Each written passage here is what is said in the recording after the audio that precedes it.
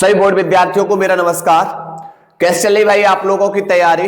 उम्मीद है बढ़िया चल रही होगी। और जैसा कि भाई आज हम लोग न्यूमेरिकल्स करने वाले हैं इस क्लास के अंदर, और बहुत ही अच्छे न्यूमेरिकल्स करेंगे जो आप लोगों को बेटा बोर्ड एग्जाम में पूछे गए हैं। बस क्लास को आप लोग अंत तक देखते रहना है। चलिए आओ करते हैं पहला क्वेश्चन। फिजिक्स का क्या बोल रहा है? एक गोलाकार चालक की त्रिज्या 9 सेंटीमीटर है, इसकी धारिता तथा उस आवेश की गणना कीजिए जिससे इसका विभव 1000 वोल्ट हो जाए। चलिए क्वेश्चंस को करते हैं भाई। क्वेश्चंस का यहां पर बेटा सॉल्यूशन, ठीक है। देखो बोल रहा है भाई एक गोलाकार चालक की त्रिज्या कितनी है भाई? 9 सेंटीमीटर है, ठीक है। ये हमारा एक गोलाकार चालक है जिसकी त्रिज्या बेटा हमें कितनी दे रखी है? 9 सेंटीमीटर, यानी R बराबर बेटा हमको कितना पता है? 9 सेंटीमीटर है, ठीक है। इसकी धारिता ज्ञात करनी है। इसकी हमें क्या ज्ञात करनी है बेटा? धारिता ज्ञात करनी है। दूसरा बेटा तथा आवेश की गणना करनी है। किसकी गणना करनी भाई? आवेश की गणना करनी है जिससे इसका विभव कितना हो जाए? 1000 वोल्ट हो जाए। विभव बेटा कितना हो जाए? 1000 वोल्ट। चलिए सबसे पहले हम आपसे पूछेंगे गोली चालक की धारिता कितनी होती है भाई? क्या पूछेंगे भाई? गोली चालक की धारिता, गोली चालक की धारिता। तो आप बोलोगे सर इसके लिए फॉर्मूला होता है C बराबर 4 पाई एप्सिलॉन नॉट इंटू में R। गोली चालक की धारिता C बराबर 4 पाई एप्सिलॉन नॉट इंटू में R। तो अब आपको क्या करना है? आपको पता है भाई, किसका मान पता है? 1/4 पाई एप्सिलॉन नॉट का मान पता है। कितना है भाई? कि 9 गुणा 10 की पावर 9 मात्रक भाई इसका क्या होता है? न्यूटन मीटर स्क्वायर प्रति कूलम स्क्वायर, ठीक है। लेकिन यहां पर क्या है? यहां पर बेटा इसको पलट दिया गया है। यहां पर 1/4 पाई एप्सिलॉन नॉट का मान इतना होता है, यहां पर बेटा क्या है? 4 पाई एप्सिलॉन नॉट है। तो आप क्या करोगे? मान को पलट देंगे। तो यहां लगा देंगे C बराबर 4 पाई एप्सिलॉन नॉट की जगह लगाओगे 1/9 गुणा 10 की पावर 9 इंटू। अब देखो यहां पर जो त्रिज्या है बेटा वो किस में है? सेंटीमीटर में है। इसको हमें मीटर में लाना है। तो मीटर में लाने के लिए हम क्या करेंगे? 10 की पावर -2 से यहां पर क्या कर देंगे? मल्टीप्लाई कर देंगे, ठीक है। तो यहां क्या हो जाएगा? 9 गुणा 10 की पावर बेटा कितना हो जाएगा? 2, ठीक है। तो यहां से क्या होगा? इस 9 से 9 कैंसिल। ये 10 की पावर प्लस के 9 है जो ऊपर जाके किसके हो जाएंगे? माइनस के 9। जो ऊपर जाके बेटा किसके हो जाएंगे? माइनस के 9, और माइनस के 9 और 10 की पावर -2।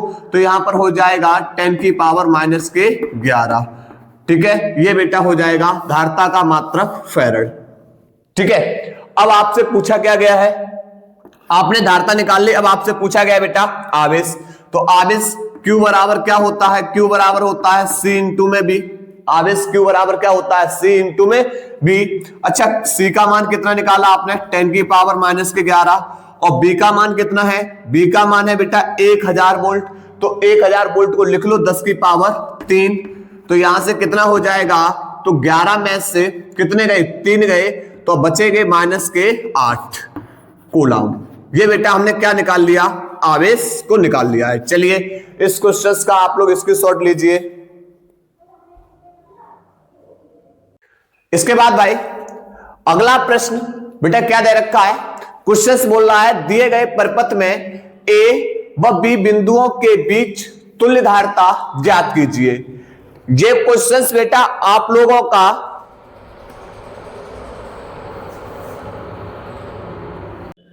इसके बाद भाई अगला प्रश्न आप लोगों को यह प्रश्न बेटा 2024 के अंदर भी देखने के लिए मिलेगा इस टाइप से, ठीक है। और आपसे पूछा जाता है क्या है? दिए गए परिपथ में A व B बिंदुओं के बीच तुल्य धारिता ज्ञात कीजिए। आपको यह बेटा ग्राफ दे रखा है, चित्र, ठीक है। देखो सबसे पहले देखो यहां पर क्या होगा? इस A का संबंध देखो। A का संबंध बेटा यहां पर किससे है? D से है। और A का संबंध बेटा किससे है? यहां पर C से भी है। इसी प्रकार इस B का संबंध देखो।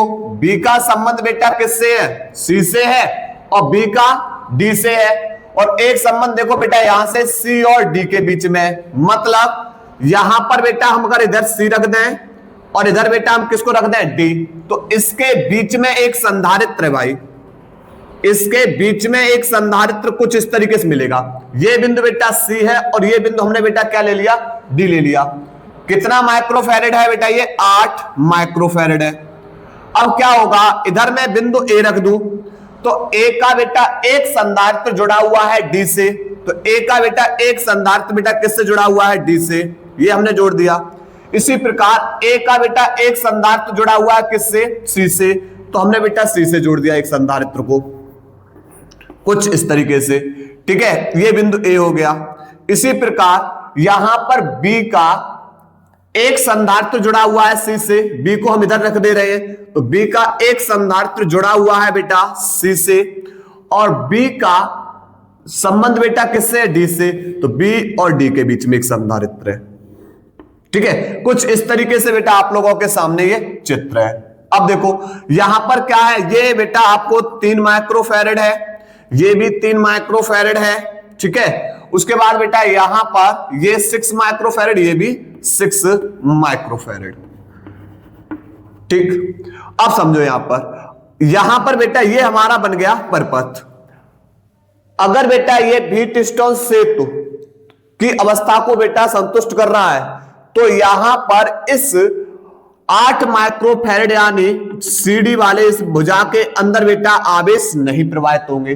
अगर P/Q बराबर R/S आपको मिल रहा है, तो इस CD भुजा में बेटा जो ये आपको संधारित्र दिखाई दे रहा है, इसमें आवेश प्रवाहित नहीं होगा। अब देखो यहां पर व्हीटस्टोन सेतु से क्या होता है भाई, P/Q बराबर R/S। देखो P, Q, R और S। P का मान बेटा कितना है, 3 बट्टे Q का मान 6 बराबर R का मान बेटा कितना है, 3 बट्टे S का मान कितना है, 6। अर्थात बेटा P/Q बराबर R/S मिल रहा है हमें, ठीक है। अब होगा क्या, तो इस अवस्था में बेटा संधारित्र जो हमारा यहां पर C और D के बीच में जो 8 माइक्रोफैरेड का संधारित्र लगा हुआ है, इसमें आवेश प्रवाहित नहीं होगा। इस अवस्था में 8 माइक्रोफैरेड वाले संधारित्र में 8 माइक्रोफैरेड वाले संधारित्र में आवेश प्रवाहित नहीं होगा। तो बेटा जब आवेश प्रवाहित नहीं होगा, अब अगर हम बेटा इसको किसी स्रोत से जोड़ देते, ठीक है, तो यहां से कुल आवेश क्यों आएगा, कुल आवेश बेटा 2 भागों में बढ़ जाएगा। इसमें चला जाएगा मान लो Q1 और इसमें आवेश बेटा चला गया Q2, ठीक है। अब ये Q1 आवेश इस संधारित्र से होते हुए C पे पहुंचेगा।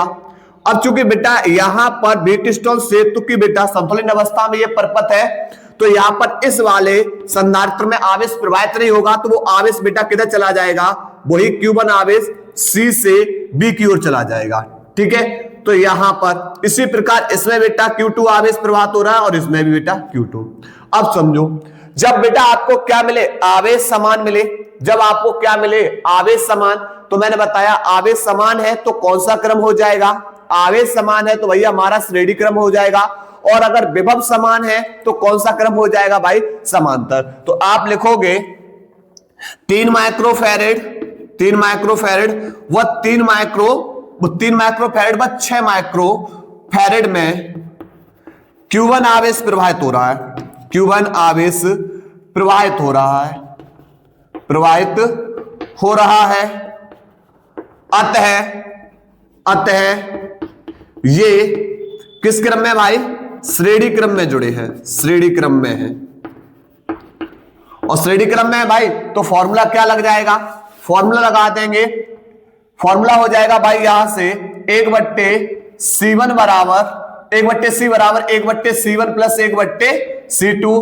तो यहां से 1/C बराबर C1 का मान बेटा 3 प्लस 1/C2 का मान बेटा कितना हो जाएगा 6। तो 1/C बराबर लासा आ जाएगा 6, 3 दूनी 6 प्लस 6 एकम 6, एक का एक मल्टीप्लाई, तो 2 और 1 3/6, 3/6, 3 दूनी 6, यानी सी बराबर बेटा हमें कितना माइक्रोफैरेड मिलेगा, 2 माइक्रोफैरेड। यानी ये पूरा का पूरा बेटा एक संधारित्र कर दिया, कितना कर दिया, 2 माइक्रोफैरेड का। इसी प्रकार बेटा देखोगे 3 माइक्रोफैरेड 6 माइक्रोफैरेड, ठीक है, दूसरे वाले देखो 3 माइक्रोफैरेड व 6 माइक्रोफैरेड, इसमें बेटा आवेश कौन सा प्रवाहित हो रहा है, इसमें Q2 आवेश प्रवाहित हो रहा है, ठीक है।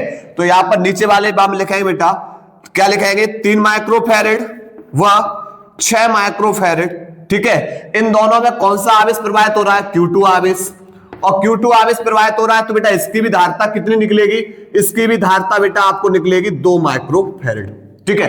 तो अब कहानी क्या होगी, कहानी ये होगी, आपने ऊपर वाला एक संधारित्र कर दिया था, कितने माइक्रोफैरेड का, 2 माइक्रोफैरेड का, नीचे वाला भी बेटा एक संधारित्र हो जाएगा, दोनों मिलकर कितने माइक्रोफैरेड के, 2 माइक्रोफैरेड के, ठीक है। और ये बेटा कुछ इस तरीके से जुड़े हुए हैं। अब देखो बेटा, ऊपर वाले में आवेश Q1 जा रहा था, नीचे वाले में आवेश Q2 जा रहा है, और जब आपको आवेश भिन्न भिन्न मिलेंगे, जब आपको आवेश भिन्न भिन्न मिलेंगे तो कौन सा क्रम हो जाएगा भाई, ये हो जाएगा समांतर क्रम। तो अब ये दोनों बेटा समांतर क्रम में है, तो C बराबर C1 प्लस C2, तो C1 का मान 2 प्लस C2 का मान 2 बराबर बेटा कितना हो जाएगा, 4 माइक्रोफैरेड, ठीक है। चलिए नोट करिए भाई इसको। इसके बाद भाई अगला प्रश्न बोल रहा है, क्या बोल रहा है, सिद्ध कीजिए कि 2 आवेशित चालकों को तार से जोड़ने पर आवेश के पुनः वितरण के दौरान सदैव ऊर्जा हानि होती है तथा ऊर्जा हानि का व्यंजक ज्ञात कीजिए। देखिए ये आप लोगों का क्वेश्चन 2017 और 18 में पूछा गया है, अलग अलग लैंग्वेज के हिसाब से, ठीक है। चलिए देखो यहां पर क्या करना है, सबसे पहले आपको 2 गोले लेने हैं, पहला गोला A, ठीक है, और दूसरा गोला हमने बेटा ले लिया B। अभी बेटा इसकी जो धारिता है वो C1 है, आवेश मैंने बेटा इसे Q1 आवेश से आवेशित किया, तो इसका विभव बेटा कौन हो जाता है, B1, ठीक है। इसी प्रकार बेटा इसकी बेटा दूसरे वाले जो गोली चालक की धारिता है C2, इसको हमने बेटा Q2 आवेश दिया, तो बेटा यहां पर क्या हो जाता है, इसका जो विभव है वो कौन हो जाता है, B2, ठीक है। अब हम क्या करेंगे, अब हम इसको एक तार से जोड़ने पर, तार से स्पर्श कराने पर, तार से स्पर्श कराएंगे भाई, जब इनको एक तार के द्वारा जोड़ देंगे, ये हमारा A है, ये हमारा भाई B है, ठीक है, और इसको हम बेटा एक तार से जोड़ देंगे। तो तार से जोड़ने पर क्या होगा, तार से जोड़ने पर आवेश बेटा स्थानांतरित होंगे। मैंने मान लिया V1 विभव ज्यादा है किससे बेटा, V2 से, ठीक है। अब कहानी क्या होगी, कहानी ये होगी भाई आपके सामने, एक पात्र ये रहा, एक पात्र ये रहा, ठीक है, और इनमें बेटा हम भर रहे जल, तो जितना बेटा इनमें जल भर देंगे वो तो जल भर जाएगा, वो तो धारिता हो जाएगी, लेकिन जल यहां पर किसका काम करेगा, आवेश का। यहां पर मैंने मान लिया 15 लीटर जल है, यहां पर बेटा मान लिया 10 लीटर जल है, ठीक है। हमने इनको क्या किया, एक पाइप से जोड़ दिया है।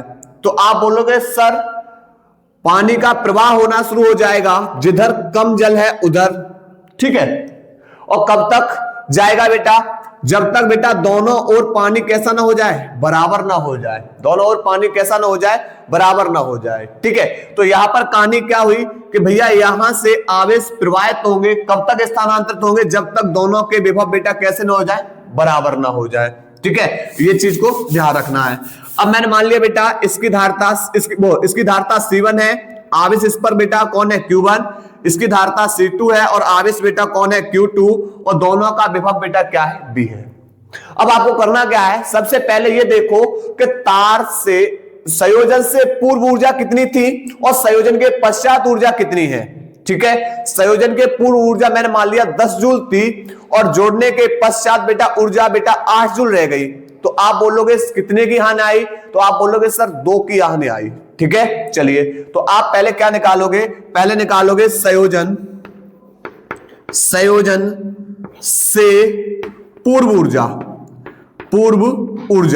संयोजन से पूर्व ऊर्जा निकालेंगे, ठीक है। सबसे पहले चालक A की ऊर्जा देखो कितनी है, फिर चालक बी की ऊर्जा देखो कितनी है, तो यहां पर क्या लिखेंगे, चालक ए की ऊर्जा, चालक ए की ऊर्जा बेटा हमने मान ली U1। आप फॉर्मूला बेटा क्या लगाओगे, U बराबर 1/2 CV स्क्वायर। इससे बेटा हल करेंगे तो यहां से क्या हो जाएगा, U1 बराबर 1/2 संयोजन से पूर्व बेटा इसकी धारता बेटा C1 है, चालक ए की धारता C1 है और विभव बेटा क्या है V1, तो इसका स्क्वायर हो गया। ठीक है, इसी प्रकार बेटा क्या करना है, चालक V की ऊर्जा, चालक B की ऊर्जा बेटा इससे U2 मान लो, U2 बराबर बेटा क्या होगा 1/2 चालक B की धारता बेटा C2 विभव बेटा कौन हो जाएगा V2, तो C2 V2 का स्क्वायर। ठीक है, अब हम क्या पूछेंगे बेटा, अब हम पूछ रहे हैं भाई संयोजन से पूर्व कुल ऊर्जा कितनी हो गई, तो आप क्या निकाल लोगे, कुल ऊर्जा, और कुल ऊर्जा बेटा क्या फॉर्मूला हो जाएगा, इसको मान लिया U डैश बराबर क्या हो जाएगा भैया, चालक ए की ऊर्जा इतनी है, चालक बी की ऊर्जा इतनी है, तो कुल ऊर्जा पूछिए, आप बोलो सर दोनों को जोड़ दीजिए, तो U बराबर U1 प्लस U2, तो U1 का मान आपने बेटा निकाला है 1/2 C1 B1 का स्क्वायर प्लस U2 का मान निकाला 1/2 C2 V2 का स्क्वायर। ठीक है, ये बेटा हमने क्या निकाल लिया, संयोजन से पूर्व की ऊर्जा निकाल ली। ठीक है, अब हम क्या निकालेंगे, संयोजन के पश्चात ऊर्जा, संयोजन के पश्चात ऊर्जा कितनी है, पश्चात ऊर्जा देखो, संयोजन के पश्चात ऊर्जा कैसे निकालेंगे समझो। सबसे पहले निकालेंगे चालक ए की ऊर्जा कितनी है, चालक ए की ऊर्जा, चालक ए की ऊर्जा बेटा क्या हो जाएगी, U1 बराबर 1/2 धारता बेटा इसकी C1 और दोनों का विभव बराबर हो जाता है तो विभव B इसका स्क्वायर। इसी प्रकार चालक V की ऊर्जा, चालक B की ऊर्जा U2 बराबर बेटा 1/2 धारता इसकी C2 और विभव बेटा B का स्क्वायर हो जाएगा। अब आपसे पूछे भाई बताओ कुल ऊर्जा, कुल ऊर्जा, तो आप बोलोगे चालक ए की ऊर्जा इतनी है, चालक बी की ऊर्जा इतनी है, दोनों को जोड़ दो तो कुल ऊर्जा U डबल डैश बराबर U1 प्लस U2, तो U1 का मान बेटा कितना हो जाएगा 1/2 C1 B का स्क्वायर, U2 का मान बेटा 1/2 C2 V का स्क्वायर। अब आपको बेटा कुछ कॉमन दिखाई दे रहा होगा, आप बोले सर दोनों जगह से हमें 1/2 कॉमन दिखाई दे रहा है, और कौन कॉमन दिखाई दे रहा है, दोनों जगह से B स्क्वायर कॉमन दिखाई दे रहा है, तो कोष्टक बचेगा C1 प्लस C2। ठीक है, ये बेटा हमने कहां की ऊर्जा निकाल ली, ये ऊर्जा निकाल ली संयोजन के पश्चात, संयोजन से पूर्व ऊर्जा, संयोजन के पश्चात ऊर्जा। ठीक है, अब आपसे पूछा भैया ऊर्जा हानि बताओ, क्या पूछा है, ऊर्जा हानि बताइए। तो एक बात बताओ भाई, मैंने बोला पहले ऊर्जा आपके पास 10 जूल थी, ठीक है, फिर बेटा संयोजन के पश्चात आपकी ऊर्जा बेटा कितनी रह गई, 8 जूल रह गई, कितने की हानि निकली, आप बोलोगे सर 2।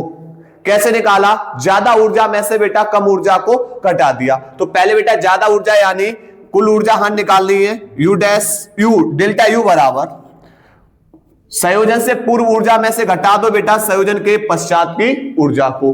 ठीक है, चलिए तो अब क्या करना है, यहां पर बेटा मान लगाओ, U डैश का मान बेटा क्या है 1/2 C1 V1 का स्क्वायर प्लस 1/2 C2 V2 का स्क्वायर। ठीक है, में से घटा दो, में से घटा दो, U डबल डैश का मान बेटा कितना है 1/2 C1 प्लस C2 और इनटू में यहां पर हो जाएगा V स्क्वायर। अब क्या कॉमन आ जाएगा बेटा, यहां से हर जगह से बेटा 1/2 कॉमन आ रहा है, तो कॉमन ले लेंगे, 1/2 कॉमन ले लिया तो यहां हो जाएगा C1 B1 का स्क्वायर प्लस C2 V2 का स्क्वायर।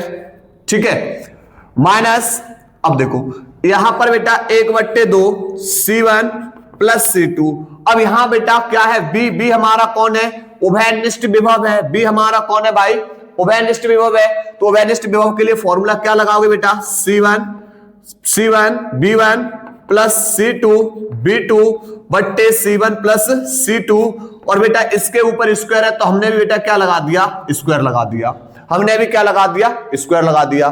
तो आप बोलोगे सर C1 यहां पर कहानी, चलो इधर समझा दे रहा हूं, चलिए देखो, तो यहां से ऊर्जा हानि डेल्टा U बराबर यहां से हो जाएगा 1/2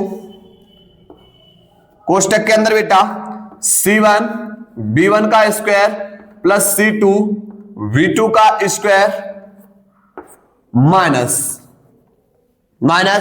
यहां से बेटा क्या होगा, ये बेटा 2 बार है, ये मान कितने बार है, 2 बार है, तो एक C1 प्लस C2 से एक C1 प्लस C2 कैंसिल हो जाएगा, तो ऊपर क्या बचेगा, ऊपर बचेगा भाई यहां पर C1 B1 plus C2 V2, इसका स्क्वायर ऊपर बचेगा, इसका तो स्क्वायर बचेगा क्योंकि ये 2 बार है तो एक C1 प्लस C2 से एक C1 प्लस C2 कैंसिल हो जाएगा तो बचेगा C1 प्लस C2।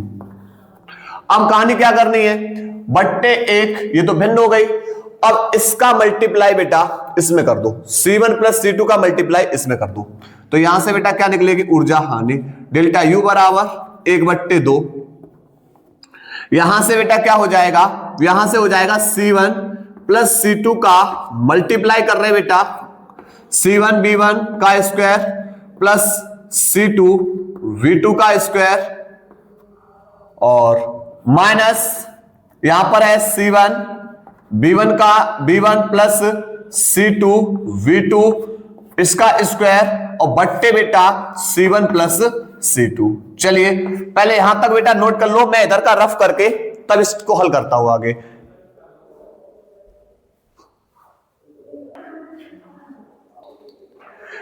इधर अब इसके बाद देखो भाई, इसको इधर हल कर रहे हैं, तो यहां से हो जाएगा डेल्टा U बराबर 1/2, भैया इस C1 का मल्टीप्लाई पहले इसमें करो, C1 का मल्टीप्लाई इसमें करो, तो देखो भाई यहां से C1 का मल्टीप्लाई जब इसमें किया तो C1 इंटू C1 बेटा क्या हो जाएगा, C1 का स्क्वायर, उसके बाद बेटा B1 का स्क्वायर, फिर इस C1 का मल्टीप्लाई इसमें करो तो ये हो जाएगा भाई C1 C2 V2 का square.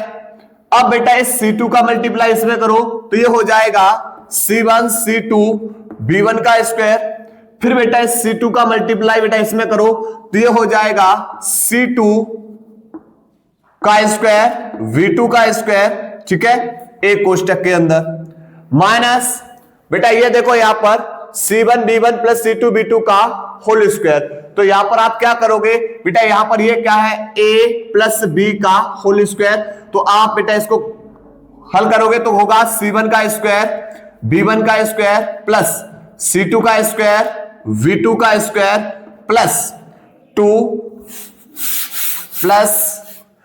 2 C1 B1 C2 V2 और बट्टे में बेटा कौन है, बट्टे में भाई C1 प्लस C2, ठीक है। चलिए अब इसके बाद बेटा 1/2, अब यहां पर इस माइनस का जब बेटा इसके अंदर मल्टीप्लाई कर देंगे तो सभी चिन्ह कैसे हो जाएंगे, परिवर्तित हो जाएंगे, सभी चिन्ह कैसे हो जाएंगे, परिवर्तित हो जाएंगे। C1 plus C1 into C2 B2 का square plus C1 C2 V1 का स्क्वायर प्लस C2 का स्क्वायर V2 का स्क्वायर माइनस का ये भी हो जाएगा C1 का स्क्वायर B1 का स्क्वायर माइनस C2 का स्क्वायर V2 का square minus 2 C1 B1 C2 V2 और बट्टे में बेटा कौन है, बट्टे में भाई चल रहा हमारा C1 प्लस C2, ठीक है। देखो ये भाई मान प्लस का है और ये मान किसका है, माइनस का, ये प्लस का मान है और ये बेटा मान किसका है, माइनस का, तो यहां बचेगा कौन, 1/2 C1 C2 V2 का square plus C1 C2 B1 का स्क्वायर, यहां पर minus 2 C1 B1 C2 V2 बट्टे बेटा हो जाएगा C1 प्लस C2, ठीक है।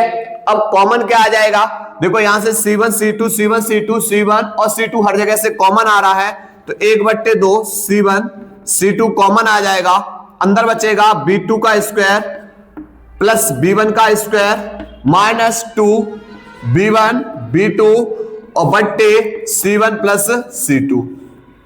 अब देखो a square plus b square minus 2AB तो बन जाएगा a माइनस बी का होल स्क्वायर। तो यहां से डेल्टा U बराबर बेटा निकलेगा 1/2 C1 C2 और कोष्टक में ये बन जाएगा बेटा यहां पर कौन B1 माइनस B2 इसका होल स्क्वायर बट्टे C1 प्लस C2। ये भाई निकली हमारी कौन ऊर्जा हानि। ठीक है, चलिए भाई स्क्रीनशॉट ले लीजिए इसका। इसके बाद भाई अगला सवाल क्या बोल रहा है? सवाल बोल रहा है एक समांतर प्लेट वायु संधारित्र की धारिता 16 माइक्रोफैरड है। यदि प्लेटों के बीच की दूरी घटाकर 2/3 कर दी जाए तथा उनके बीच 3 परावैद्युतांक का पदार्थ भर दिया जाए तब संधारित्र की धारिता क्या हो जाएगी? चलिए सवाल को समझते हैं। सबसे पहले एक बात बताओ भाई, वायु या निर्वात में समांतर प्लेट संधारित्र की धारिता के लिए फॉर्मूला क्या होता है? मैंने क्या पूछा भाई आपसे, वायु या निर्वात में समांतर प्लेट जो संधारित्र होता है, संधारित्र की धारिता, इसके लिए बेटा फॉर्मूला होता है C बराबर एप्सिलॉन A अपॉन D। ठीक है, और बेटा ये कितनी दे रखी है? वायु में जो संधारित्र की धारिता है वो कितना है भाई? 16 माइक्रोफैरड है। मतलब बेटा ये किसके बराबर होगी भाई? 16 माइक्रोफैरड के बराबर होगी। ठीक है, अगर हम आपसे पूछे बेटा माध्यम में धारिता के लिए माध्यम का परावैद्युतांक हो तो यहां पर माध्यम की जो धारिता के लिए फॉर्मूला क्या हो जाता है? तो आप बोलोगे C डैश, ये माध्यम की धारिता के लिए मान लिया। आप यहां पर माध्यम लिख लो बराबर एप्सिलॉन A अपॉन D और यहां पर परावैद्युतांक यहां पर K से क्या कर देते हैं? मल्टीप्लाई कर देते हैं। समझो अब कहानी क्या हुई? कहानी ये हुई, देखो माध्यम की धारिता के लिए फॉर्मूला ये हो गया, जब माध्यम का परावैद्युतांक हो तब फॉर्मूला ये हो गया। अब वायु या निर्वात में धारिता बेटा इसके लिए फॉर्मूला ये हो गया। लेकिन वायु की बेटा धारिता थी, वायु में बेटा जो संधारित्र की धारिता थी वो 16 माइक्रोफैरड थी। अब ये तो स्टेप फर्स्ट की कहानी हो गई भाई, ये स्टेप फर्स्ट की कहानी हो गई। हम स्टेप सेकंड की कहानी को समझ रहे हैं। स्टेप सेकंड की कहानी क्या बोल रही है? यदि प्लेटों के बीच की दूरी को क्या कर दिया जाए? 2/3 कर दिया जाए। यानी जो प्लेटों के बीच की दूरी पहले कितनी थी? D थी। अब बेटा जो प्लेटों के बीच की दूरी है वो कितना कर दिया जाए? वो 2/3 कर दिया जाए, 2D/3। पहले बेटा प्लेटों के बीच की दूरी, पहले प्लेटों के बीच की दूरी बेटा कितनी थी? D थी। लेकिन बेटा प्लेटों के बीच की दूरी को कितना करवा दिया है? 2/3 करवा दिया, 2/3 करवा दिया। ठीक है, उसके बाद उनके बीच 3 परावैद्युतांक यानी K बराबर बेटा कितना दे रखा है? 3 परावैद्युतांक का पदार्थ भर दिया जाए तब बेटा क्या पूछी है? संधारित्र की धारिता। ठीक है, तो यहां पर बेटा हम क्या मान लेंगे? C डैश, यहां पर D डैश। चलिए तो यहां पर क्या हो जाएगा? C डैश बराबर एप्सिलॉन A इंटू में K बट्टे D की जगह लगाओगे बेटा 2D अपॉन 3। 3 को कहां ले जाओ बेटा? इस 3 को ऊपर भेज दीजिए तो ये हो जाएगा 3 एप्सिलॉन A इंटू K बट्टे 2D। ठीक है, तो अब यहां से कहानी क्या होगी? देखो यहां से C डैश बराबर 3/2, 3/2 हमने ऐसे लिख दिया। ठीक है, उसके बाद एप्सिलॉन A अपॉन D, इसको हमने ऐसे लिख दिया एप्सिलॉन A अपॉन D। और इंटू में बेटा कौन है? इंटू में K, तो K लिख दिया हमने। अब आपको पता है भाई 3/2 इंटू में epsilon A upon D, epsilon A upon D बेटा कौन है? C है। और इसकी धारिता बेटा कितनी है? 16 माइक्रोफैरड है। 16 क्या है बेटा? माइक्रोफैरड है। तो हम इसकी जगह बेटा लगा देंगे 16 इंटू में K का मान भाई कितना है? K का मान भाई हमारा 3 है। ठीक है, तो यहां पर क्या हो जाएगा? 2 8 16 हो जाएगा, ठीक है। और 9 अट्ठे कितना होता है, 72 होता है, ठीक है। और ये माइक्रो फैरेड में निकलेगी। चलिए नोट करिए भाई इस सवाल को।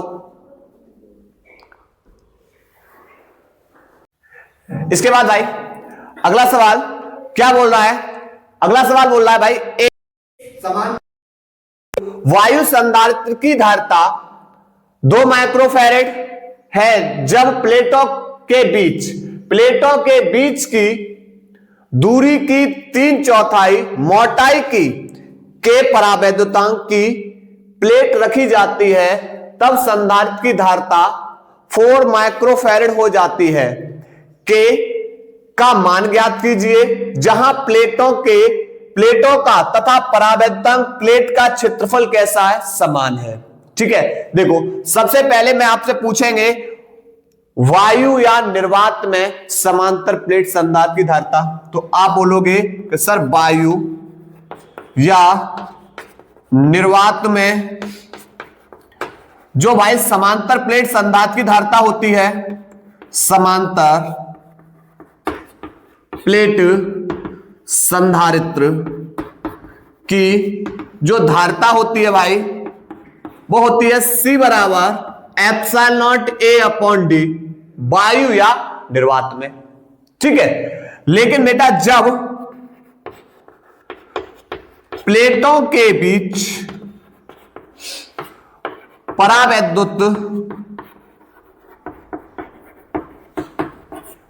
पट्टी रखी हो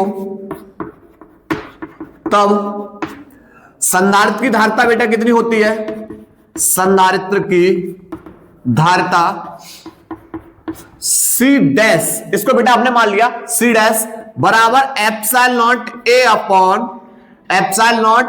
A अपॉन बेटा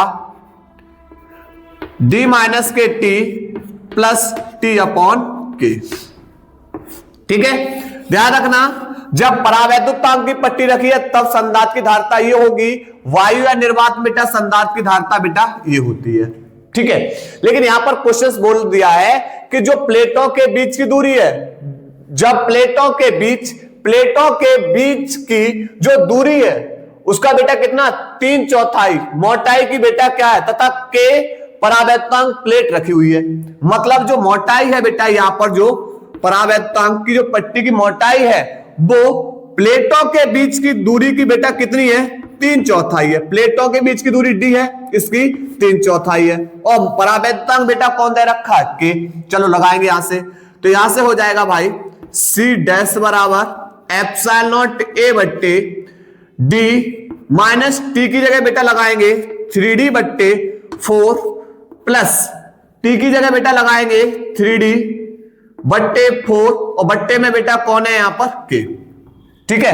T की जगह बेटा हमने किसको लगा दिया 3D बट्टे 4 और बट्टे में कौन है, के। चलिए तो यहां से हो जाएगा C डैश बराबर एप्सिलॉन नॉट A बट्टे 4 का D में मल्टीप्लाई करो, तो 4 का D मल्टीप्लाई करोगे तो 4D, और 4D में से अगर 3D गया, 4D में से 3D गया तो बचेगा बेटा 1D यानी D/4 प्लस 3D बट्टे 4K, ठीक है।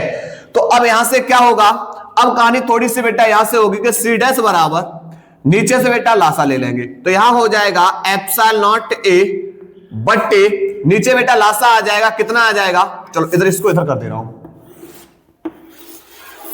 देखो यहां से हो जाएगा भाई C डैश बराबर एप्सिलॉन नॉट A, इस लाइन को तो बड़ी रखना है, ठीक है, बट्टे अब नीचे लासा आ जाएगा बेटा 4 इंटू में 4K बेटा पूरा लासा ले लिया।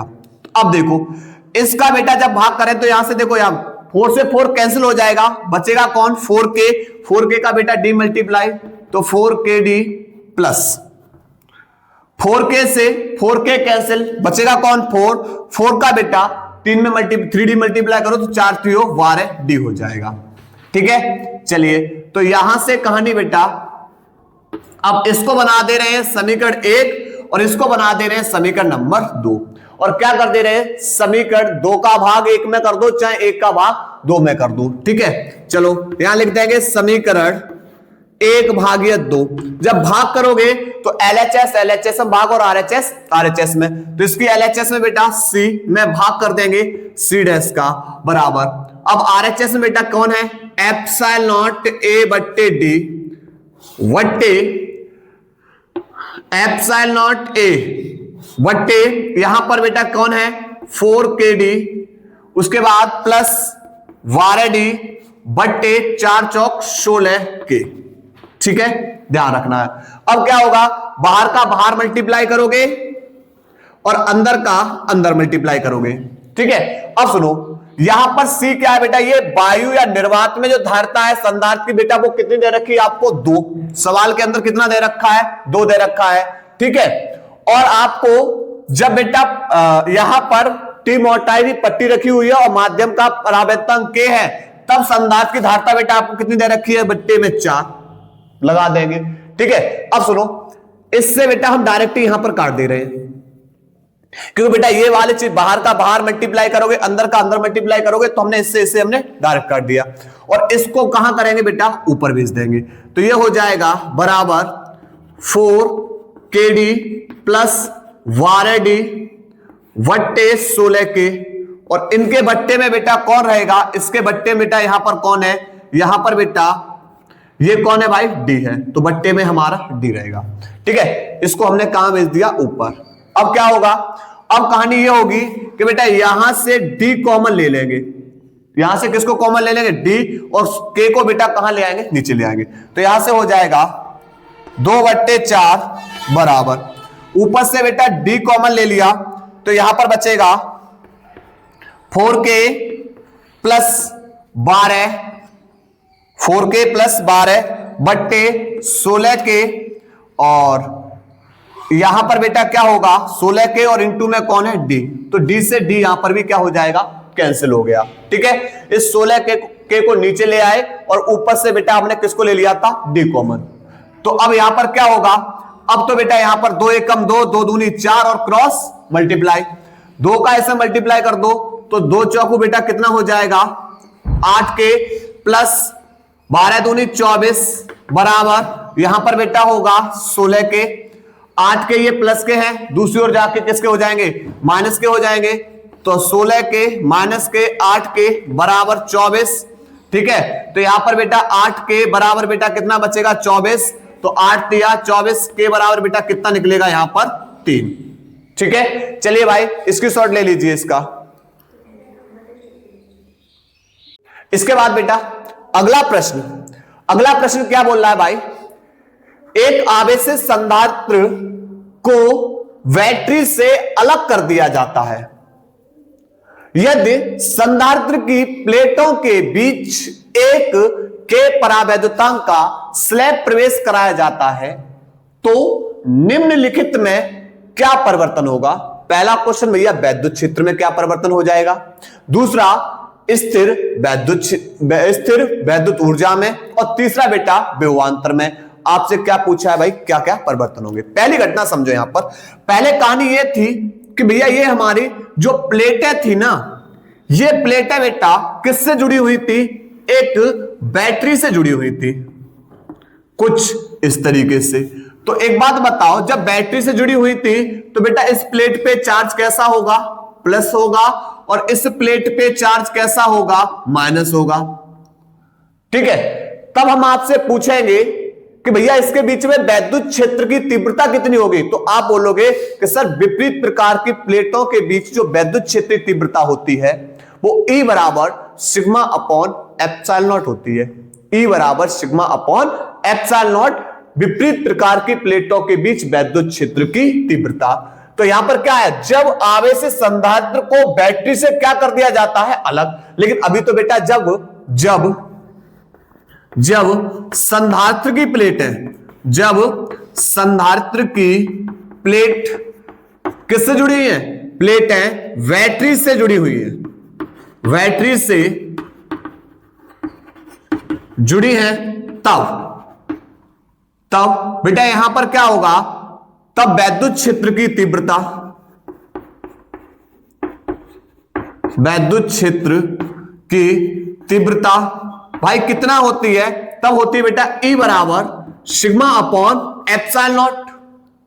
अब क्या कर दिया भैया, बैटरी को हटा दिया है, बैटरी को अलग कर दिया गया है, प्लेटों से अलग कर दिया गया है, और क्या कर दिया गया है, प्लेटों के बीच एक परावैद्युतांक K का स्लैब प्रवेश करा दिया गया है। ठीक है, तो अब क्या होगा, तब बेटा यहां पर माध्यम में बेटा विद्युत क्षेत्र की तीव्रता, माध्यम में विद्युत क्षेत्र की तीव्रता E डैश बराबर सिग्मा अपॉन एप्सिलॉन नॉट, और इनटू में बेटा कौन हो जाएगा, K।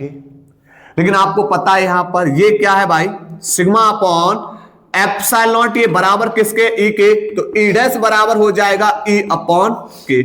तो वैद्युत क्षेत्र बेटा कितना रह जाएगा, वैद्युत क्षेत्र 1/K गुना हो जाएगा, वैद्युत क्षेत्र 1/K गुना हो जाएगा, 1/K गुना हो जाएगा।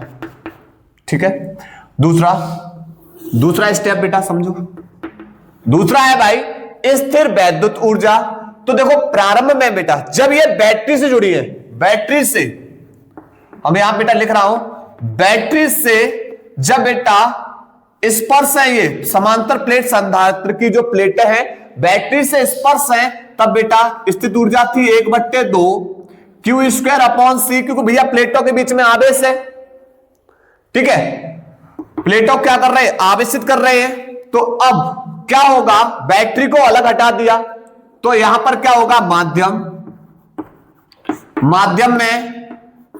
माध्यम में स्थिर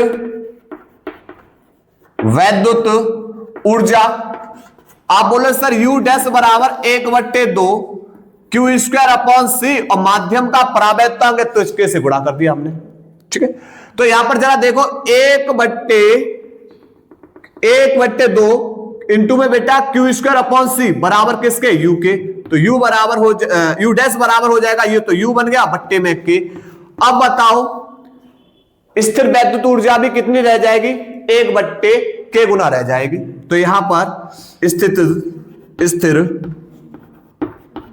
वैद्युत ऊर्जा बेटा कितना रह जाएगी, कि 1/K गुना हो जाएगी, K गुना हो जाएगी। अगला पूछा है विभवांतर। क्या पूछा है, विभवांतर नंबर तीसरा बेटा। अब सुनो, जब ये बैटरी से जुड़े हुए हैं तब विभवांतर, जब ये बैटरी से जुड़े हुए हैं तब विभवांतर B बराबर होगा विभव प्रवणता से, विभव प्रवणता E बराबर क्या होता है, B अपॉन D। ठीक है, और लेकिन बेटा जब ये किससे जुड़े हुए हैं, जब ये बेटा जुड़े हुए हैं किससे, बैटरी से, तब विभवांतर बेटा B बराबर हो जाएगा E इंटू में प्लेटों के बीच की दूरी D। ठीक है, अब सुनो यहां से क्या होगा, और जब बेटा इनको क्या कर दिया गया है, बैटरी से हटा दिया गया है और माध्यम का परावैद्युतांक ले आए हैं, तो माध्यम में विभवांतर बेटा, माध्यम में विभवांतर B डैश बराबर क्या होगा बेटा, E इंटू में D इंटू में बेटा कौन हो जाएगा, K, इंटू में कौन हो जाएगा, K। ठीक है, तो यहां से क्या होगा, यहां से ये देखो E इंटू में D किसके बराबर है, B के, तो B डैश बराबर हो जाएगा B इंटू में K। तो बेटा यहां पर विभवांतर कितने गुना हो जाएगा, K गुना हो जाएगा, विभवांतर K गुना हो जाएगा। ठीक है, तो क्वेश्चंस को बेटा इस तरीके से करते हैं, इसकी शॉट ले लीजिए भाई।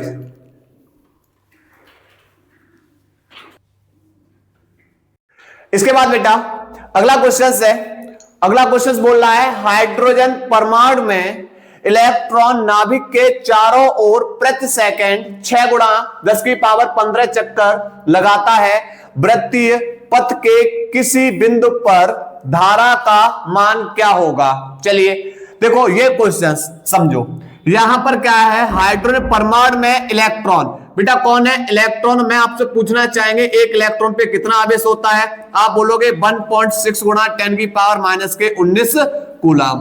ध्यान रखना है एक इलेक्ट्रॉन पर इतना आवेश होता है।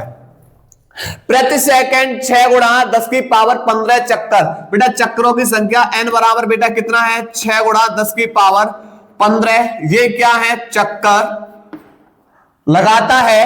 वृत्ति पथ के किसी बिंदु पर बेटा धारा का मान निकालना है।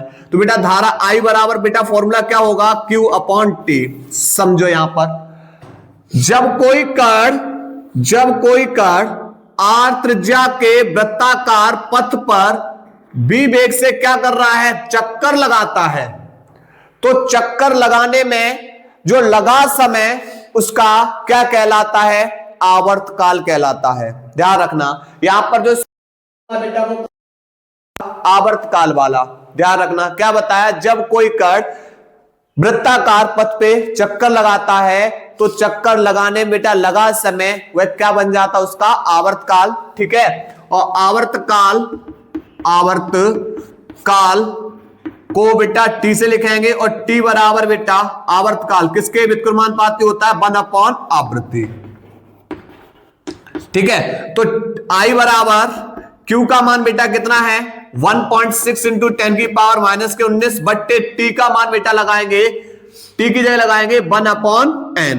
1 अपॉन n को ऊपर भेज देंगे तो 1.6 इंटू 10 की पावर माइनस के 19 इंटू में n और 1.6 इंटू 10 की पावर माइनस के 19 इंटू n का मान बेटा कितना है 6 गुणा 10 की पावर 15। ठीक है, अब भाई आपको पहाड़ा याद होना चाहिए 16 का। 16 6 कितने होते हैं 96 इंटू माइनस के 19 में से प्लस के 15 गए बेटा माइनस के 4 और ये बेटा किसका मात्रक क्या आ जाएगा एम्पियर। ठीक है, एक क्वेश्चन बेटा मेरा और है आप लोगों से कि भैया 7 एंड 14 में कितने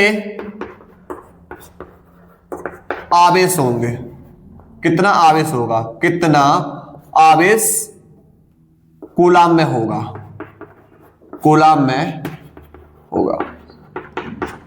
ठीक है, 7 एंड 14 में कितना आवेश कूलाम में होगा आप लोगों का जवाब कमेंट बॉक्स में आना है। ठीक है, आप लोग इसको सॉल्व करके दोगे।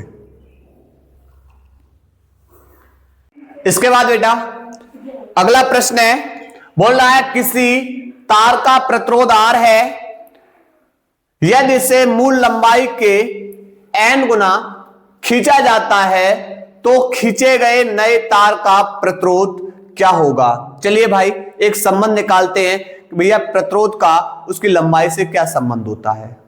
आपसे मैं एक क्वेश्चन पूछना चाह रहे हैं भाई, एक तार का क्या परिवर्तन नहीं होता है, एक तार का क्या नियत रहता है, तो आप बोलोगे सर उसका आयतन और उसका विशिष्ट प्रतिरोध। ध्यान रखना बेटा ये नियत रहेंगे। चलिए मान लो ये भाई हमारे पास एक तार है। ठीक है, ये हमारे पास एक क्या है तार है। तार की लंबाई बेटा कौन है L है और बेटा इसका जो ये क्षेत्रफल है वो कौन हो जाएगा A। तो आपको एक फॉर्मूला और पता होना चाहिए भाई कि आयतन, तार के अंदर बेटा आयतन होता है तो आयतन बराबर क्या होगा बेटा लंबाई इंटू में क्षेत्रफल, उसका क्या बन जाता है भाई आयतन। लंबाई इंटू में क्षेत्रफल उसका क्या होता है आयतन होता है। ठीक है, अब सुनो तार का जो प्रतिरोध होता है R बराबर, तो तार का प्रतिरोध R बराबर रो L अपॉन A। तार का जो प्रतिरोध होगा बेटा R बराबर रो L अपॉन A। रो हमारा विशिष्ट प्रतिरोध है। हमें बेटा किससे संबंध निकालना है, हमें उसकी लंबाई से संबंध निकालना है।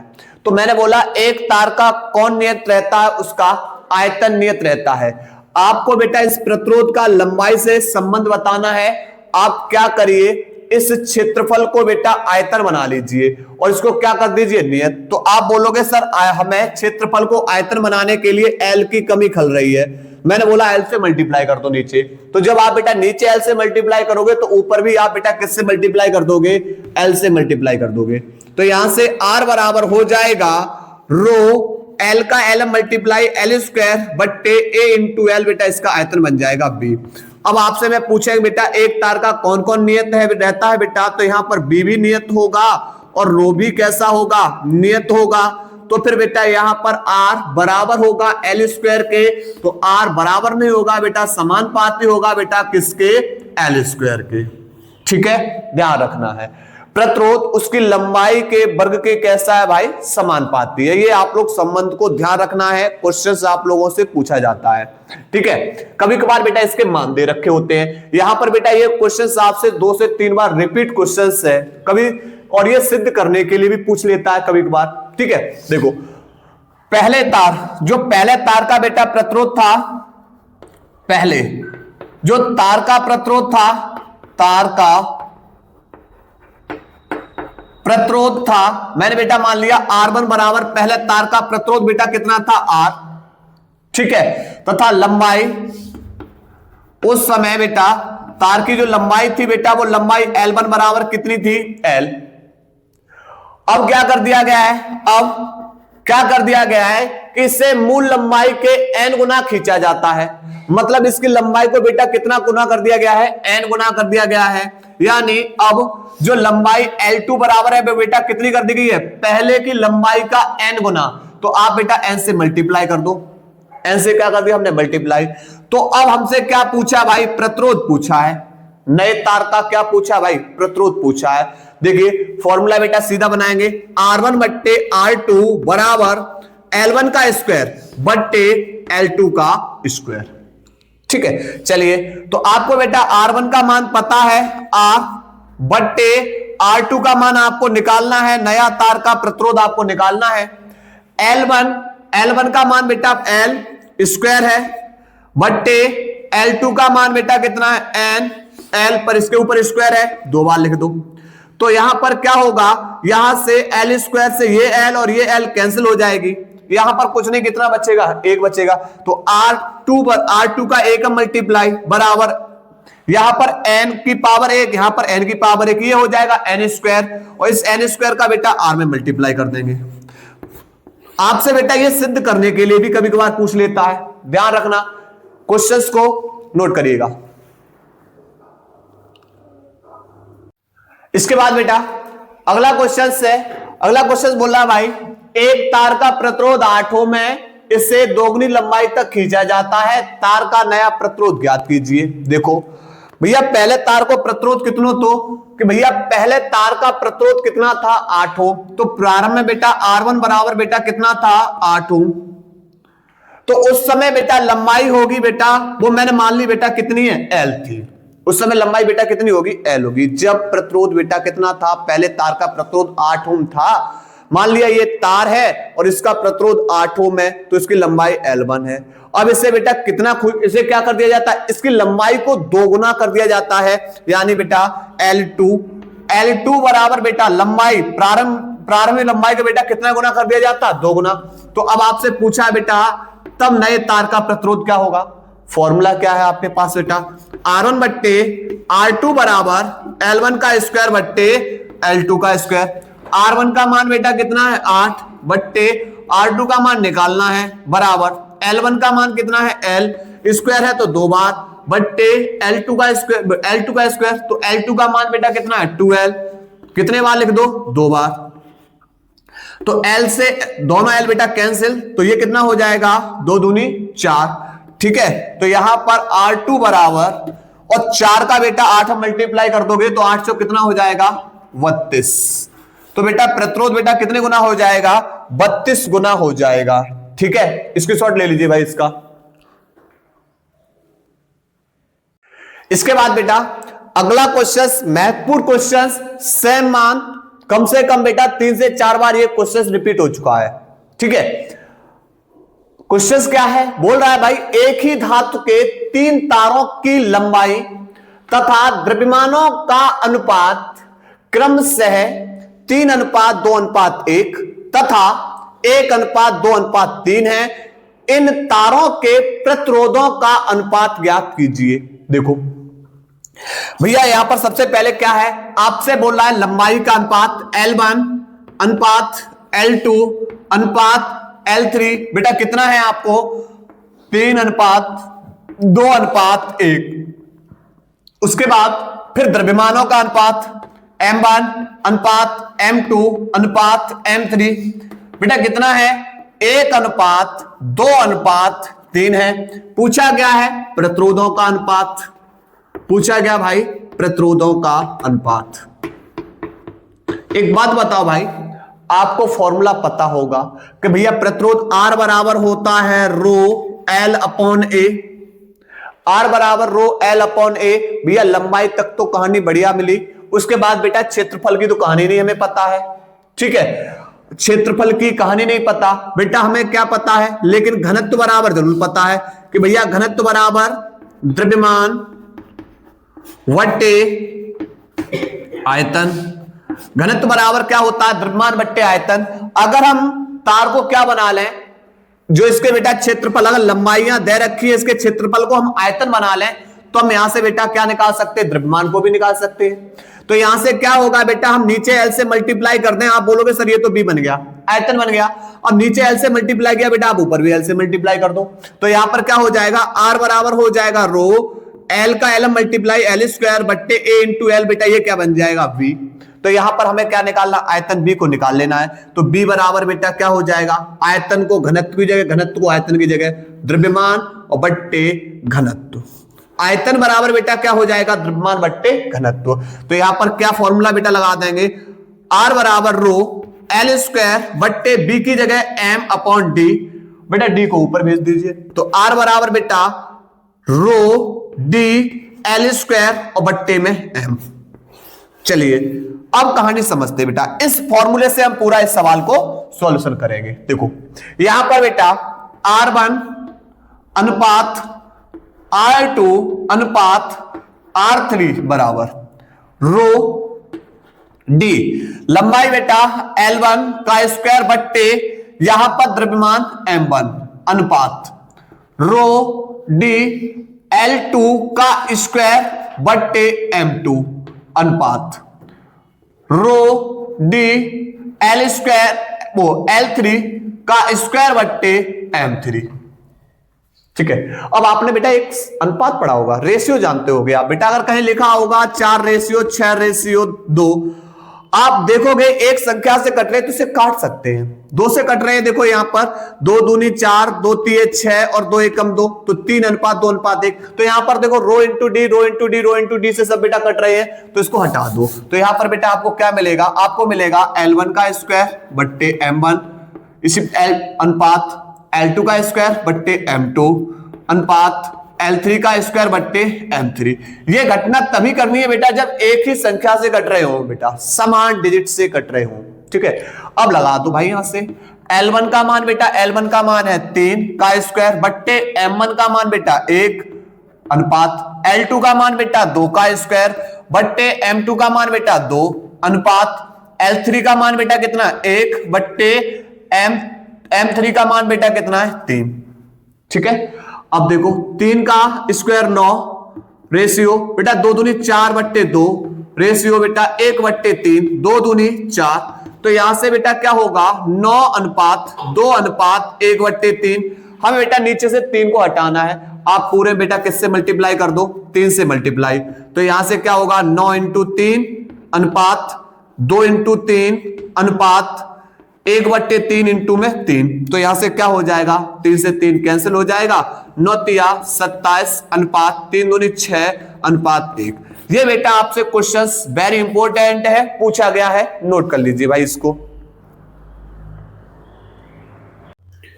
इसके बाद बेटा अगला सवाल, ये सवाल आप लोगों का बेटा कम से कम 3 बार पूछा गया है। देखो सवाल क्या है, सवाल बोल रहा है किसी सेल से 0.6 एंपियर धारा लेने पर उसकी टर्मिनल वोल्टता 1.6 वोल्ट हो जाती है।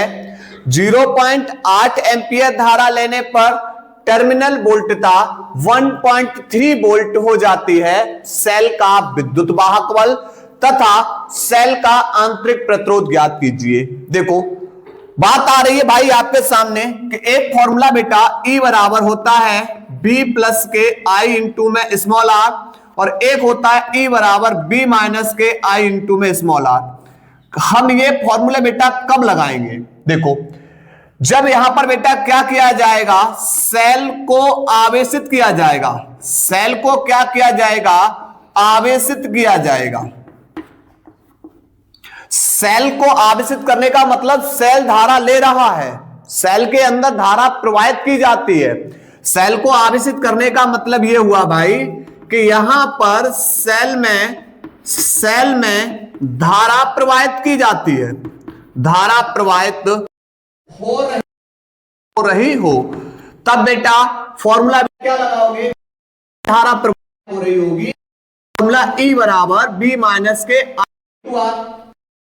जब हम क्या करेंगे, जब सेल धारा दे रहा है, सेल धारा क्या कर रहा है, दे रहा है, अर्थात बेटा यहां पर सेल से धारा ली जाती है, सेल से धारा ली जाती है, तब बेटा फॉर्मूला क्या लगाओगे, E बराबर B प्लस के I इंटू में R।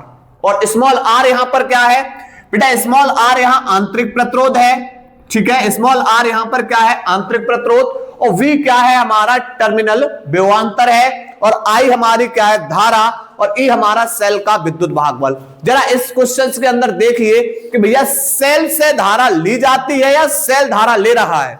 देखो किसी सेल से, मतलब सेल से 0.6 एम्पियर की धारा लेने पर, मतलब हम सेल से क्या ले रहे हैं भैया, धारा ले रहे हैं। किसी सेल से अगर यहां पर शब्द आ जाता में, सेल में, तो मतलब सेल धारा ले रहा है, और सेल से मतलब सेल धारा दे रहा है। तो यहां पर बेटा कितनी दे रहा है, 0.6 एम्पियर की धारा बेटा क्या है, धारा, सेल से 0.6 एम्पियर की धारा लेने पर बेटा इसमें धारा I1 मान लो, लेने पर उसकी टर्मिनल वोल्टता यानी V1 बराबर बेटा कितना है, 1.6 वोल्ट हो जाती है। जब हम सेल से बेटा धारा लेंगे तो उसकी जो टर्मिनल वोल्टता है वो कितनी हो जाती है, 1.6 वोल्ट। फिर क्या है, 0.8 एम्पियर की धारा लेंगे, यानी I2 बराबर बेटा कितना है, 0.8 एम्पियर की धारा लेने पर जो टर्मिनल वोल्टता है V2 बराबर वो बेटा कितना हो जाती है, 1.3 वोल्ट हो जाती है। सेल का क्या निकालना है, विद्युत वाहक बल निकालना है, E को निकालना है, और किसको निकालना है भैया, सेल का आंतरिक प्रतिरोध यानी R को निकालना है। एक बात बताओ, सेल से तो धारा ली जा रही ना, तो E बराबर B माइनस के I इंटू में R। E बराबर बेटा क्या होगा, E बराबर B प्लस के I इंटू में R, ठीक है। चलिए तो यहां पर E बराबर, यहां पर इसको B1 मान ले रहे हैं, और इसको बेटा हम क्या मान ले रहे हैं, I1 मान ले रहे हैं, ठीक है। तो E बराबर B1 का मान बेटा कितना है, आप बोलोगे सर 1.6 लगा दो, प्लस I1 का मान कितना है 0.6, और इंटू में बेटा कौन है R, इंटू में कौन R, और इसे समीकरण नंबर बना दिया बेटा कितना, 1। इसी प्रकार E बराबर यहां पर E बराबर B2 प्लस I2 इंटू में बेटा R, इससे बेटा आप करेंगे। चलिए अब लगाओ बेटा यहां से E बराबर B2 का मान बेटा कितना है, B2 का मान है 1.3 प्लस I2 का मान बेटा कितना है 0.8, उसके बाद बेटा इंटू में कौन हो जाएगा R, समीकरण नंबर 2। अब आप जरा देखो भाई कि समीकरण 1 व 2 की तुलना करना, समीकरण 1 व 2 की तुलना करने पर जब भाई तुलना करोगे आप बोलोगे सर समीकरण 1 की LHS में E है, समीकरण 2 की LHS में E है, भैया LHS बराबर RHS बराबर कर दो, तो 1.6 प्लस 0.6 R बराबर 1.3 प्लस 0.8 R। अब कहानी क्या करोगे, R को एक और कर लो, मान को एक और कर लो, तो यहां से कहानी क्या होगी भैया, ये वाला प्लस का मान इधर आके माइनस का हो जाएगा, तो 1.6 माइनस 1.3 बराबर 0.8 माइनस ये प्लस का मान है जो दूसरी ओर जाके माइनस का हो जाएगा, कितना बचेगा यहां पर बेटा 0.6। चलिए अब 1.6 में से 1.3 गया बेटा, बचेगा 0.3 बराबर 0.6 इंटू R, ठीक है। अब देखो 0.8 में से 0.8 आर में से 0.6 आर गया तो बचेगा 0.2 आर। हमें आर का मान निकालना, ये गुणा में है, दूसरी ओर जाके भाग में, तो आर बराबर हो जाएगा 0.3 बट्टे 0.2, दशमलव दशमलव कैंसिल, 2 का भाग कर दोगे बेटा 3 में तो 1.5 ओम बेटा सेल का आंतरिक प्रतिरोध मिलेगा आपको।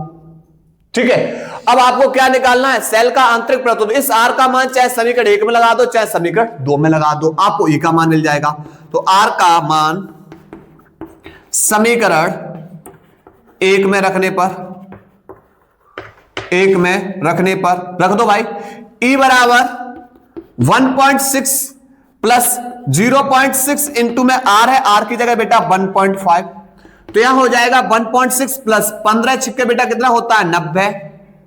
ठीक है, अब एक अंक दशमलव ये, एक अंक ये, 2 अंक बाद दशमलव लगा दो, तो अब बेटा क्या कर दो, ऐड कर दो 1.6 दशमलव के नीचे दशमलव, तो यहां पर 9 और 6 15, यानी कितना हो जाएगा यहां पर, यहां पर हो जाएगा भाई 9 6 15 2.5 वोल्ट। ठीक है, चलिए सवाल को नोट करिएगा भाई। इसके बाद भाई अगला सवाल बोल रहा है भाई, जब 60 ओम के एक बाह्य प्रतिरोध को एक बैटरी से जोड़ा जाता है तो इसमें 0.3 एंपियर की धारा बहती है। जब प्रतिरोध को घटाकर 30 ओम कर दिया है तो धारा बढ़कर 0.5 एंपियर हो जाती है। बैटरी का विद्युत वाहक बल तथा आंतरिक प्रतिरोध ज्ञात कीजिए। बहुत ही सरल सवाल। आप लोग बेटा फॉर्मूला देख के आए थे, एक संबंध I बराबर होता है E बट्टे कोष्टक में बेटा capital R plus small r। अब आप बोलो सर ये क्यों फॉर्मूला लगाया, क्योंकि बाबूजी यहां पर बेटा दे रखा आप लोगों को कैपिटल R यानी बाह्य प्रतिरोध दे रखा है। क्या दे रखा, बाह्य प्रतिरोध। तो E बराबर फिर क्या हो जाएगा, E बराबर हो जाएगा I कोष्टक में R प्लस स्मॉल r। चलिए आओ इससे करते हैं। सबसे पहले आपको बेटा पहला दे रखा है बेटा प्रतिरोध, पहले फर्स्ट स्टेप की कहानी समझते हैं। पहले बेटा जो बाह्य प्रतिरोध है वो कितनों है, 60 ओम है, और धारा बेटा कितनी बह रही है 0.3 एंपियर की। तो E बराबर बेटा लगा दो, E बराबर धारा तो कितनी बह रही है भैया 0.3 एंपियर की धारा, और यहां पर जो बेटा आपको बाह्य प्रतिरोध है वो कितना है 60 ओम, और प्लस में R प्लस में स्मॉल r। ठीक है, अब यहां से इसका इसके अंदर मल्टीप्लाई कर दो, तो E बराबर हो जाएगा 6 या 18, एक जीरो है, एक अंक बाद दशमलव, प्लस 0.3R प्लस 0.3R। इसको समीकरण नंबर क्या बना दो 1। इसी प्रकार सेकंड स्टेप वाला बनाएंगे। E बराबर अब बेटा क्या है, प्रतिरोध को घटाकर 30 ओम कर दिया, यानी इसको बेटा यहां पर प्रतिरोध को घटाकर कितना कर दिया 30 ओम कर दिया गया है। तो धारा बेटा कितनी है 0.5, तो I की जगह बेटा हम लगा दिया 0.5, I की जगह 0.5, प्रतिरोध की जगह 30, प्लस में बेटा आंतरिक प्रतिरोध। चलिए अब क्या करोगे, इसका इसके अंदर मल्टीप्लाई कर दो, तो 5 दिए 15, एक अंक बाद दशमलव, उसके बाद प्लस 0.5 R। इसे समीकरण नंबर 2। क्या करना है, समीकरण 1 की LHS देख लो, समीकरण 2 की LHS को देख लो, और समीकरण 1 व 2 की LHS बराबर है तो RHS को बराबर कर दीजिए। ठीक है, तो समीकरण 1 व 2 की तुलना करने पर, जब तुलना करोगे भाई तो इनकी LHS बराबर है, RHS बराबर कर दो। तो RHS में बेटा कौन है 18 प्लस 0.3R बराबर कर दीजिए 15 प्लस 0.5R। अब R को एक और कर लो, मान को एक और कर दो, तो ये 18 प्लस का 15 दूसरी ओर जाके माइनस का 15 बराबर 0.5R। ये बेटा प्लस का मान दूसरी ओर जाके माइनस का मान हो जाएगा। 18 में से बेटा 15 गए 3 बराबर बेटा यहां पर कितना बचेगा 0.2R। ठीक है, अब ये गुणा में है, दूसरी ओर जाके बेटा भाग में हो जाएगा, तो R बराबर हो जाएगा 3 बट्टे 0.2, दशमलव हटाओ 0 बढ़ा लो, तो R बराबर बेटा कितना मिलेगा 15 ओम मिलेगा। R बराबर कितना मिलेगा 15 ओम मिलेगा। इस r का मान चाहे समीकरण 1 में लगा दो चाहे समीकरण 2 में लगा दो, तो r का मान समीकरण 1 में रखने पर, चलिए भाई रखो, तो E बराबर 18 प्लस 0.5 इंटू में R का मान बेटा कितना है 15 है, 0.3 इंटू में बेटा कौन हो जाएगा R की जगह 15, ठीक है। तो यहां पर 18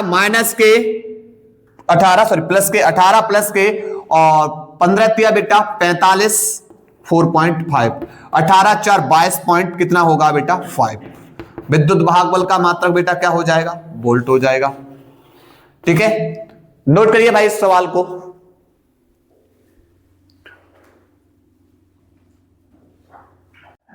इसके बाद भाई अगला सवाल बेटा 2024 में पूछा गया सवाल है, महत्वपूर्ण सवाल है। क्या बोल रहा भाई, एक बैटरी से 4 ओम प्रतिरोधक तार में धारा प्रवाहित की जाती है, उसी बैटरी से एक अन्य 9 ओम प्रतिरोधक में धारा प्रवाहित करने पर बैटरी का आंतरिक प्रतिरोध ज्ञात कीजिए जब दोनों तारों में धारा समान समय में, मतलब धारा समान समय में समान ऊष्मा उत्पन्न करते हो।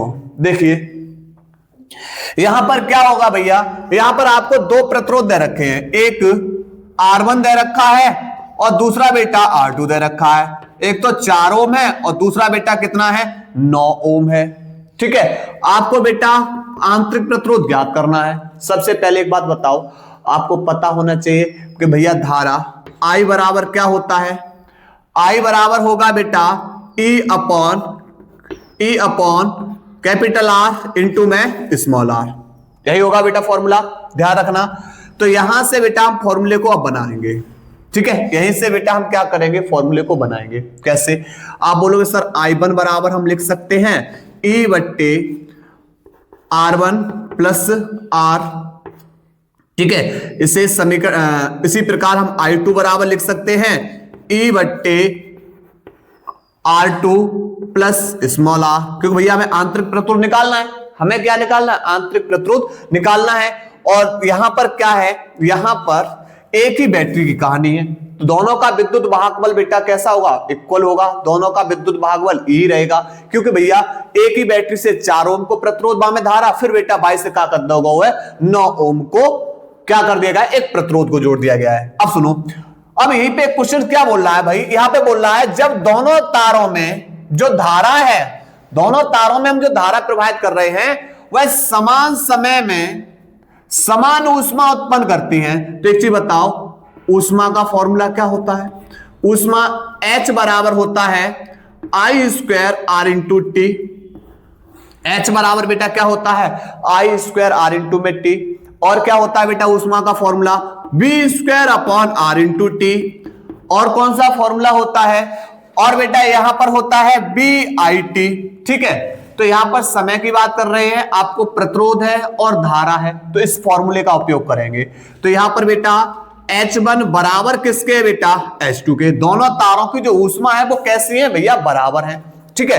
तो H1 बराबर बेटा क्या लगा देंगे बेटा, H1 बराबर I1 का स्क्वायर R1, प्रतिरोध बेटा R1, धारा I1 और इनटू में बेटा समय तो बेटा हमारा समान बोल ही रहा है, बराबर H2 बराबर I स्क्वायर R2 इंटू में T।